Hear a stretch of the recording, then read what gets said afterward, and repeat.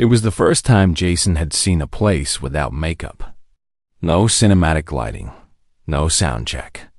Just dust, sweat, and stories written on the faces of people who would never make it to the big screen. His plane landed on a small airstrip in West Africa. The sky was thick with heat. The ground cracked beneath his boots. But all he could think about was the script. A war film. His film. He'd be the lead, of course. Explosions, sacrifice, redemption, the usual. Everything was in place. All he needed now was some authentic local color to impress the critics. His producer had told him before he left, authenticity sells, mate. Get real people, real dirt, real pain. It'll win you awards. So Jason had come to Burkina Faso, to the land where real wars had been fought. But he had no idea he was about to witness a truth no film could contain. The first few days passed easily. He visited army camps, met local commanders, the kind who worked quietly with Western powers to crush rebel forces. They smiled for photos, told him stories. Jason took notes, imagined scenes, adjusted the script. Everything was going according to plan. Until one night, his fixer leaned in and said, "Tomorrow, you're meeting Ibrahim Traoré. One-on-one. No cameras. No crew." Jason had heard the name, but he didn't know that what Traore would say the next day would tear apart everything he thought he knew. The next morning, they drove him to a faded government compound. No red carpets. Just a dusty hallway, a creaky bench, and a man sitting at the far end, calm, still, watching him without blinking. Jason stepped in. Ibrahim Traoré didn't smile, didn't shake hands. He simply asked, "Why are you here?" Jason offered his usual charm, the trained smile. "I'm working on a film, a war story, about justice, resilience, that kind of thing." Traore didn't respond. He just looked at him, not like a guest, not even like an intruder. More like a problem. Then, in a low voice, he said, "Another white man making money from our blood." The silence that followed was heavier than any Jason had ever known. He adjusted his collar. "I'm not here to exploit anyone. I just want to tell a powerful story." Without a word, Traore reached under the table and pulled out a weathered brown folder. Inside were photographs. Not from a movie set. These were real. People, burned villages, shattered limbs, children whose eyes looked straight through the camera and into him. Traore slid the folder toward Jason. "Is this the story you want to tell?" he asked. Jason opened it slowly. One photo made him stop. A little girl holding a half-burned teddy bear. Her eyes empty, looking past the camera, past the man behind the lens, straight at him. His mouth opened, but no words came out. "She won't be in your film," Traore said, "because her truth doesn't sell tickets." Jason looked away. "It's complicated," he muttered. People need hope." "Hope?" Traore's voice sharpened. "Hope doesn't come from your scripts. It comes from justice, from silence being broken." Jason felt something stir in his chest. An uneasiness he hadn't felt since his early days, before the fame, before the scripts that turned blood in the box office. Traore placed another document on the table. A stamped government file titled, "Western Arms Agreements, Confidential." It listed weapons contracts, dates, shipment routes. Proof that foreign governments were arming both sides of the conflict, fueling war to profit from peace talks. Jason reached for the paper, but his hands were shaking. "Still want to make your war movie?" Traore asked, his voice flat now, almost cold. Jason didn't answer. He walked to the window instead. Outside was a charred field. No children, no colors, just ash. And in that moment, The line between truth and cinema shattered. His story had explosions, but this land had silence. His film had a hero, but these people had no one. And for the first time, Jason Statham realized he didn't come here to make a movie. He came here to be undone. Jason didn't say a word for hours after that meeting. He sat alone in his hotel room, the city's muffled chaos drifting in through the open window. Outside, the streetlights flickered across narrow alleys and rusty rooftops. Inside, silence clung to the walls like dust. On the small wooden table in front of him, Traore's folder lay untouched. The girl with the burned teddy bear stared up at him from the top photograph. The same look in her eyes. Empty, unwavering, too real for fiction.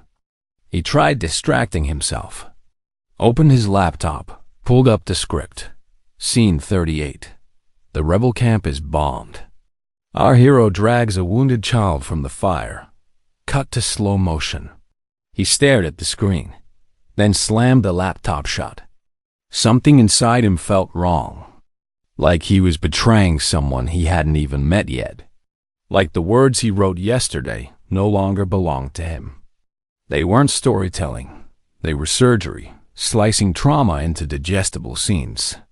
He poured himself a drink, then poured it down the sink. He couldn't sleep, couldn't think. The images Traore had shown him kept returning, not just the photographs, but the documents, the names, the shipments, the signatures, the quiet machinery of war, powered not by ideology, but by paperwork. He thought about his producers back in LA.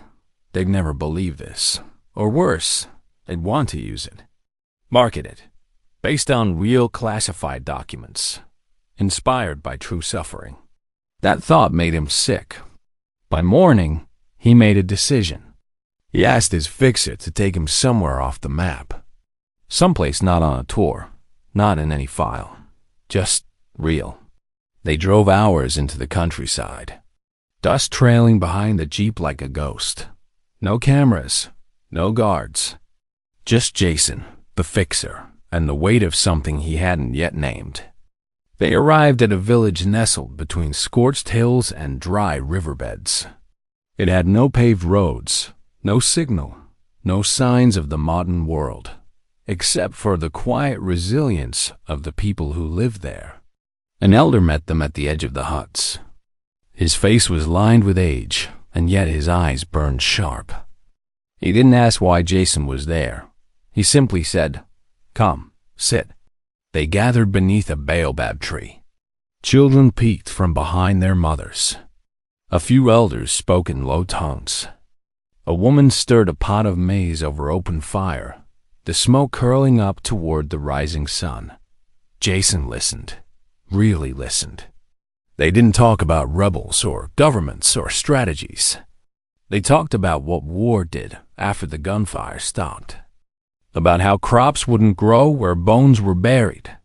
How silence had become a language children spoke before they learned words. How laughter felt like a foreign song now. How hope, once so bright, now flickered like a candle on its last breath. And then a boy, couldn't have been more than 7, stepped forward, holding out something in his small, calloused hand. A shell casing. Jason took it, stunned. "It's what we find instead of toys," the boy said in a soft voice. Jason couldn't reply. His throat tightened, his eyes burned. This wasn't a movie. There was no music score, no triumphant arc. Just truth, raw, unscripted, unbearable. That night, back at the hotel, he didn't open his script. He opened a new document. Typed one line, "We got it wrong." He stared at the sentence. His fingers hovered, uncertain. He knew what this meant. Knew what the backlash would be. But for the first time, he didn't care about the box office, or reviews, or festival buzz. He cared about her, the girl with the teddy bear. About him, the boy with the bullet casing. About all the people whose stories never make it past a security checkpoint. He picked up his phone. Dialed A. It rang twice before his producer's voice came through, chipper and excited. "Jason, how's it going out there? You get the army base footage? Need anything? I'm pulling the plug." Silence. Then laughter. "You're what? Come on, man. Don't joke like that. We've got dates, press lined up. The studio's on board." I said I'm done. Another silence, this one colder. "Jason, be reasonable. You're throwing away millions." "I'm not throwing anything away," Jason cut in. His voice was calm, almost frighteningly steady. "I just finally saw what this story really is. And it's not ours to sell." The line crackled. "Then, you walk away now, you'll burn bridges. The industry doesn't forget this kind of thing." Jason looked out the window. Across the street, a boy was playing with a stick, chasing shadows. "Laughing, for now. I hope they remember," Jason whispered, "because I won't forget what I saw." He hung up, walked to the mirror, looked at himself, not the actor, not the action hero, just a man, just another human, carrying a weight he couldn't name. And in that silence, that deep, unfamiliar silence, he knew. The movie was over, but the real story had just begun. The next morning, Jason didn't wake up to a schedule. No call sheets. No location scouts. No emails from production. Just sunlight bleeding through the cracked curtains and the stillness of a decision that couldn't be reversed. He sat at the edge of the bed, holding the bullet casing the boy had given him, turned it over in his fingers. It was small, but it felt heavier than anything he'd carried in his career. Heavier than the guns he'd used in films, heavier than the fake blood, heavier than the lines he used to memorize and forget within hours. It wasn't a prop. It was real. Everything now had changed color. Even the air in the room felt different, like the dust outside had found its way into his lungs. He tried to breathe deeply, but something inside refused to let him feel ease. It wasn't guilt exactly.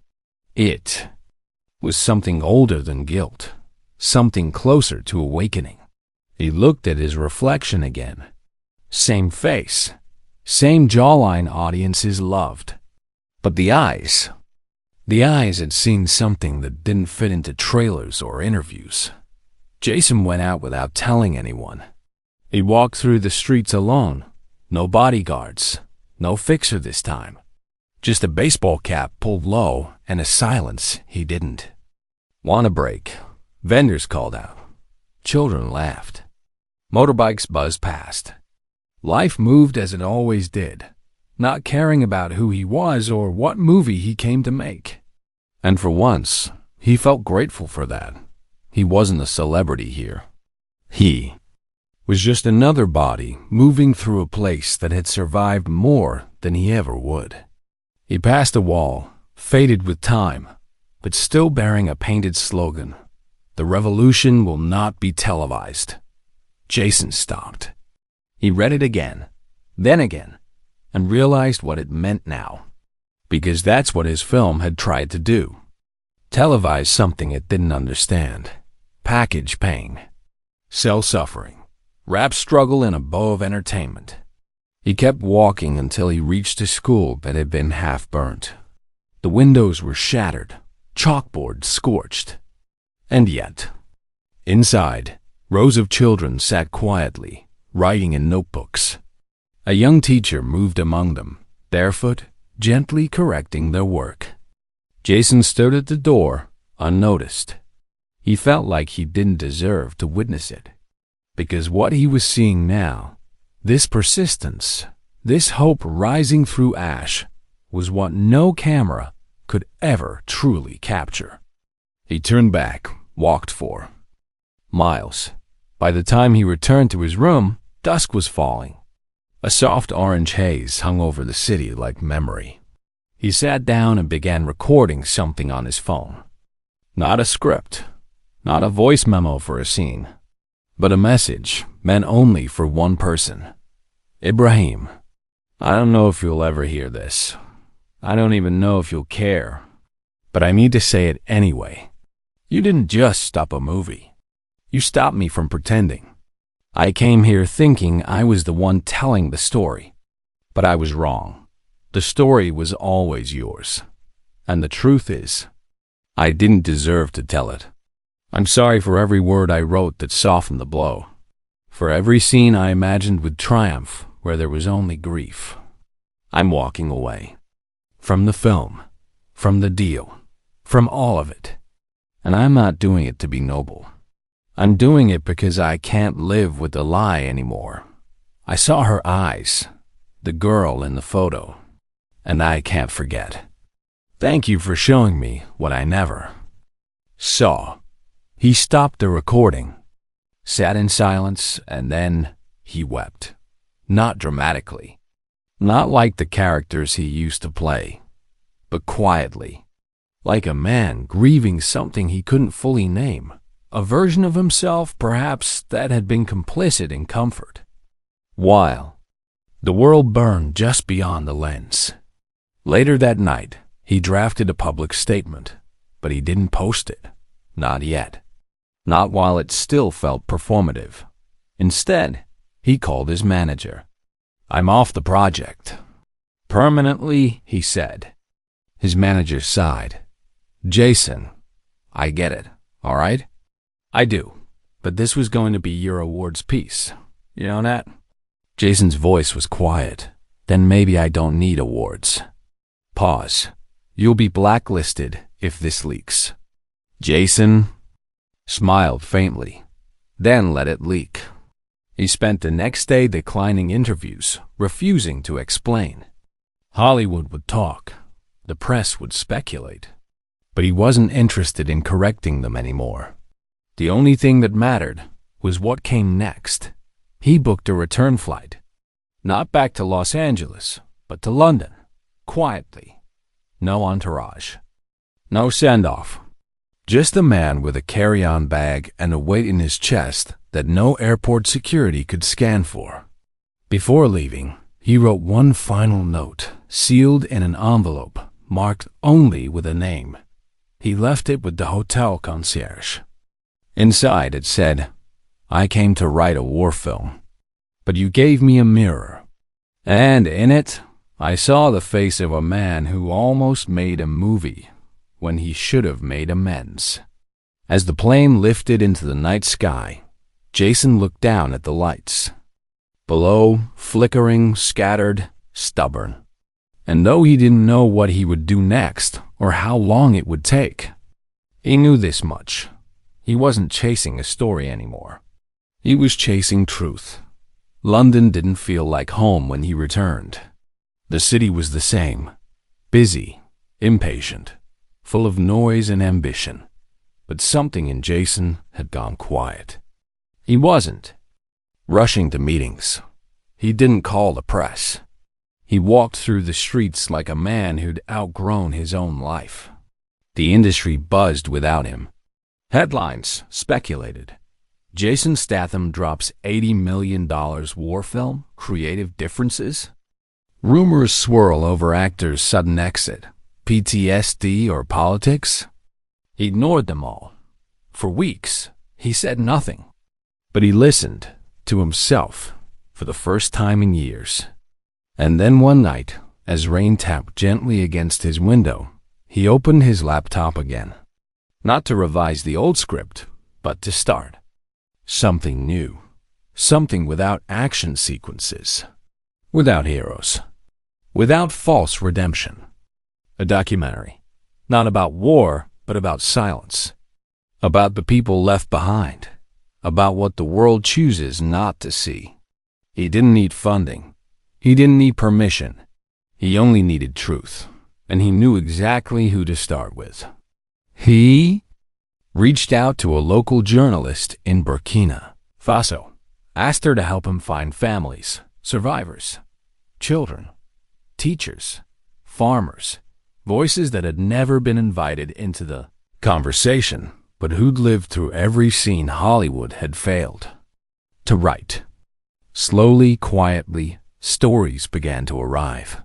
No dramatic angles. No makeup. Just trembling voices, old photographs, broken places that still held light. Jason didn't narrate. He didn't appear on screen. He wasn't the star anymore. He was just the thread, weaving together voices the world had ignored. The film would never win an Oscar, but maybe it would give someone a reason to stop, to listen, to care. One afternoon, as he sat in the small editing studio, an envelope arrived, handwritten. No return address. Just the initials, IT. Inside, a single piece of paper. And on it, Traore's writing. You walked away from cinema, but walked toward something deeper. Don't stop. The world needs fewer actors and more truth-tellers. Jason held the letter for a long time, then placed it gently on the wall beside the editing screen. No soundtrack, no spotlight, just a single whisper of purpose. And for the first time in his career, he felt alive. In a world that profits from pain, would you have the courage to walk away, just to do what's right? If this story moved you, don't forget to like, subscribe, and share it with someone who still believes in truth over spectacle. Now ask yourself, what story are you still pretending to play a role in? And when will you start telling your own truth?